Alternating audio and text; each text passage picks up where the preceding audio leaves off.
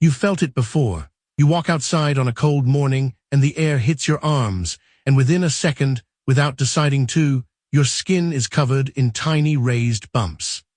Or you're listening to a piece of music, the exact moment the song shifts, the moment it opens up into something bigger, and the same thing happens. Your arms, the back of your neck, sometimes your whole body. You didn't choose that, you didn't control it, it just happened. Most people file this away as one of those small, slightly odd things the human body does for no particular reason. A leftover, a glitch, something the body used to need and now just does out of habit, like a machine still running a program nobody needs anymore. Here's the thing though, evolution doesn't really work that way. It doesn't keep systems around out of sentiment. Maintaining any biological process costs energy, and energy in the natural world is never free. If Goosebumps were truly useless, truly just dead code, the pressure against them would have accumulated across tens of thousands of generations until they faded out entirely.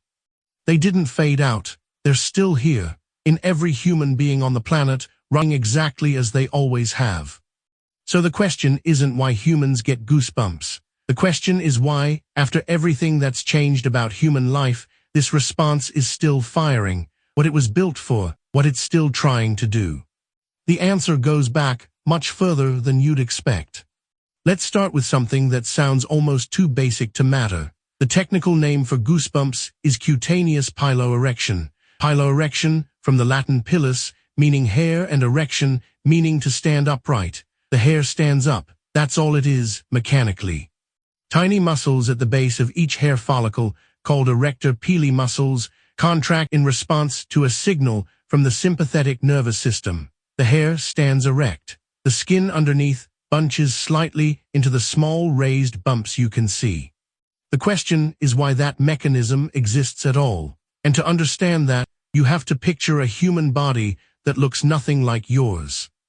Go back far enough, and we're talking about the mammalian lineage that eventually produced us, not just our direct human ancestors, and the creatures in that line were covered in dense body hair, not a thin layer, real fur, the kind that functioned as a genuine thermal insulation system, trapping warm air close to the skin, the way a down jacket works today, creating a buffer between the body's heat and the cold of the environment. In that context, piloerection made immediate, obvious sense. When it's cold and those small muscles contract and the hair stands up, it doesn't just look different. It creates a thicker layer of insulating air between the skin and the outside temperature.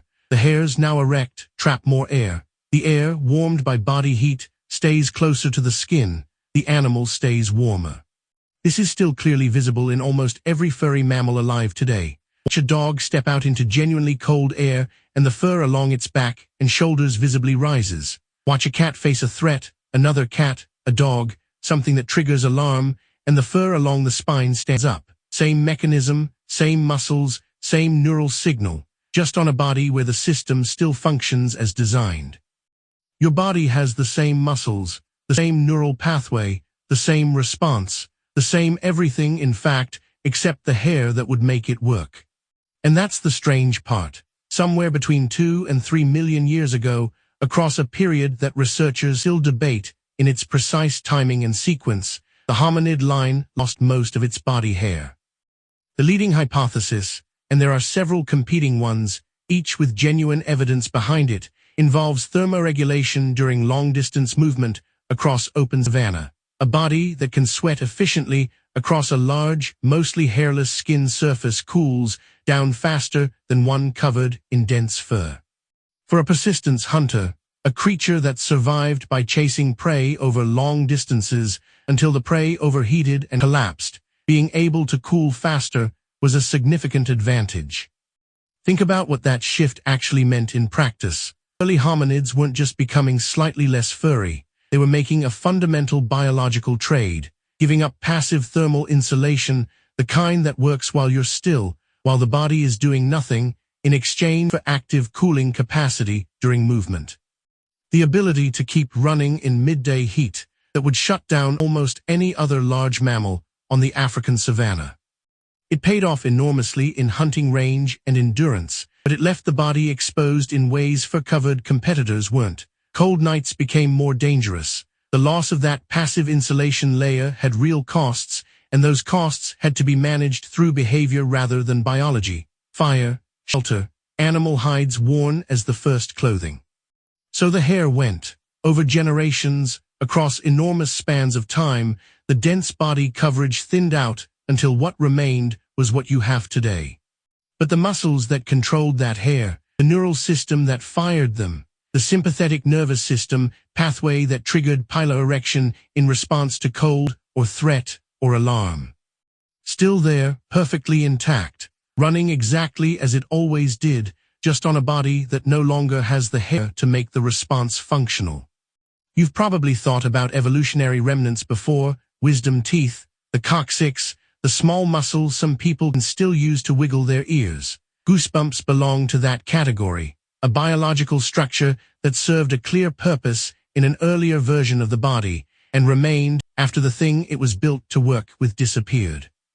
But here's where this gets genuinely interesting, because cold is only half the story, maybe less than half.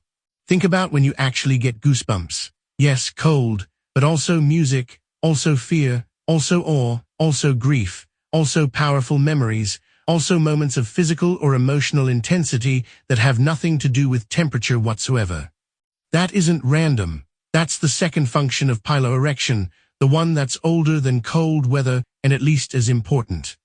Let's go back to the animal with real fur. When a cat is threatened, it doesn't just get cold weather piloerection. It gets full-body threat response piloerection.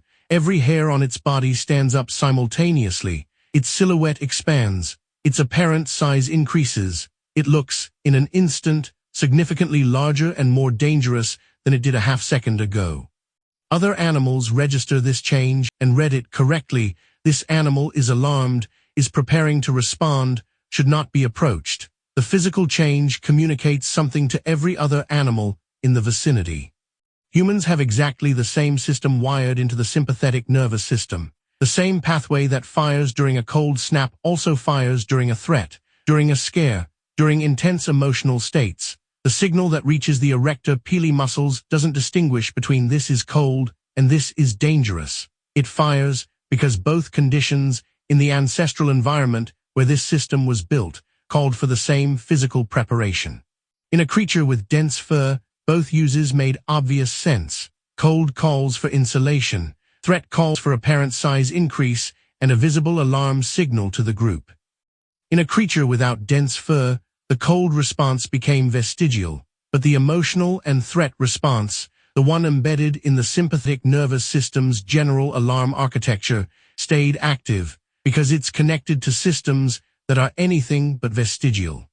Here's the part that changes how you think about those goosebumps during music.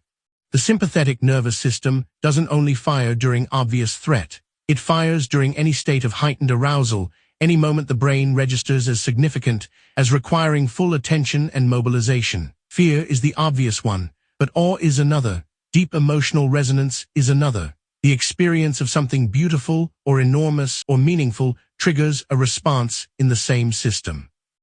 Researchers studying the experience of Frisson, the specific sensation of chills and goosebumps in response to music or other aesthetic experiences, have found consistent activation of the same neural pathways involved in emotional arousal and reward processing. The dopamine system is involved. The brain is responding to the music as something genuinely significant, not danger, but significance. And significance, in the architecture of the sympathetic nervous system, activates the same cascades as threat.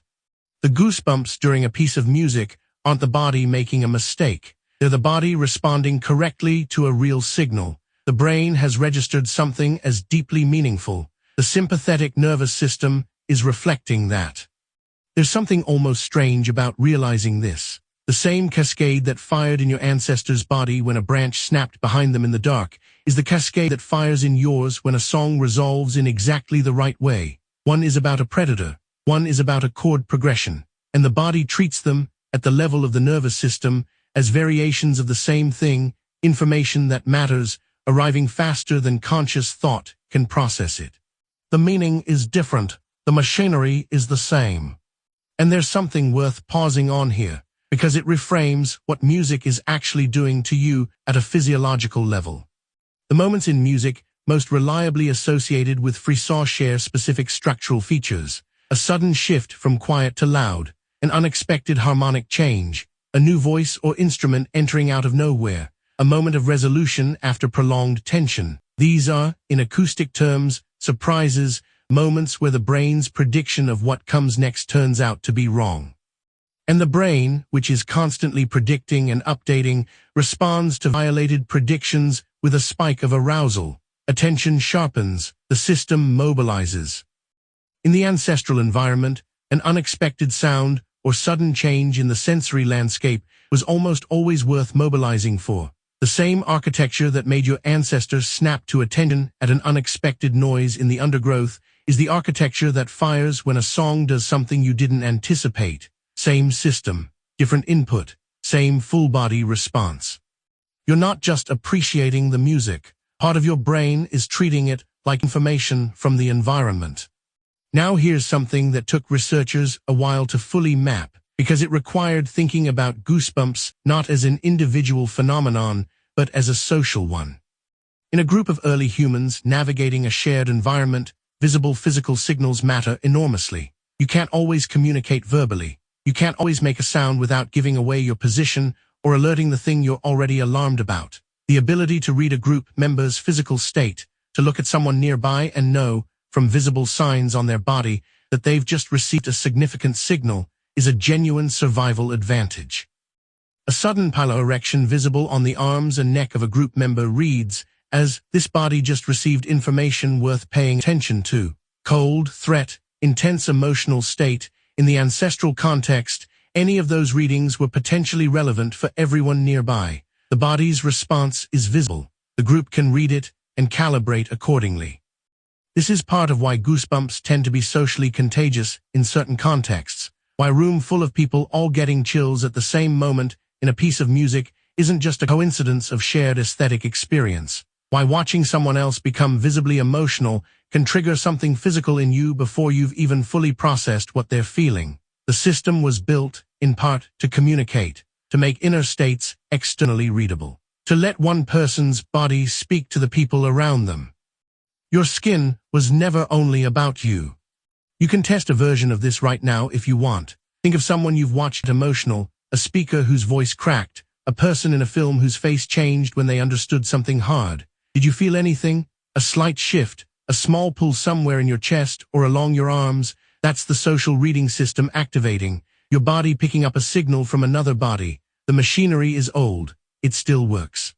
Now here's where this lands in your actual life, in your actual body, today. You probably get goosebumps during music more reliably than during cold. If you live in a temperature-controlled environment, the cold trigger may only fire occasionally. But music, or a film, or a memory, or a piece of news that hits you a certain way, those fire the response more often, sometimes involuntarily, in situations where you weren't expecting it and couldn't have predicted it. There's a reason for that. Researchers studying individual variation in Frisson, who experiences it, how intensely, and under what conditions, have found consistent correlates. People who experience Frisson more readily tend to score higher on measures of openness to experience, a personality trait linked to emotional range, aesthetic sensitivity, and the ability to become deeply absorbed in what they're doing. The pathway from emotional input to sympathetic activation appears to be more open or more finely calibrated in these individuals. This isn't a quirk. Researchers have proposed that this sensitivity, this tendency to register certain stimuli as deeply significant and to have the body reflect that registration physically, may have been genuinely valuable in social and cognitive contexts throughout human history.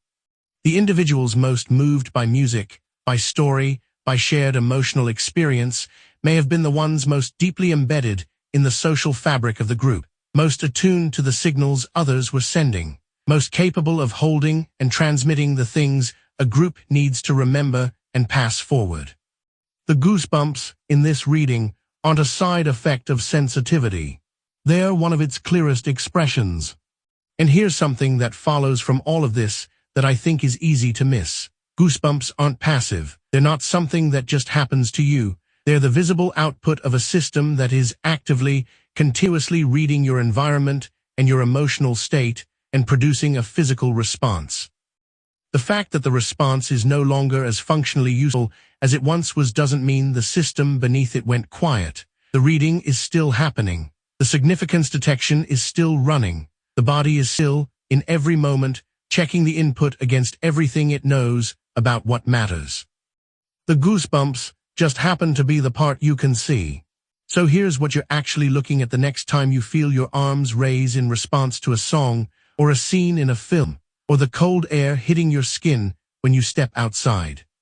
A system built in a body that no longer exists, designed for hair that's been gone for more than 2 million years, connected to alarm pathways that run back through mammalian evolution to ancestors you'd barely recognize, shared across almost every warm-blooded animal on Earth, in some form, because it solved real problems, cold, threat, social communication, that needed solving.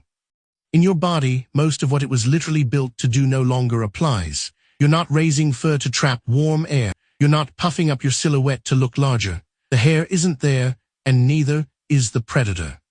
But the emotional system it's wired into, the sympathetic nervous system that reads significance and responds, the social signaling function that makes your inner state visible on your skin. Those are running constantly, calibrating continuously, doing exactly what they were always supposed to do in an organism that lives among other humans and has to navigate a world full of things that matter. The goosebumps are just the surface. The system underneath them is the whole story. The hair is gone. The response never left. See you in the next one.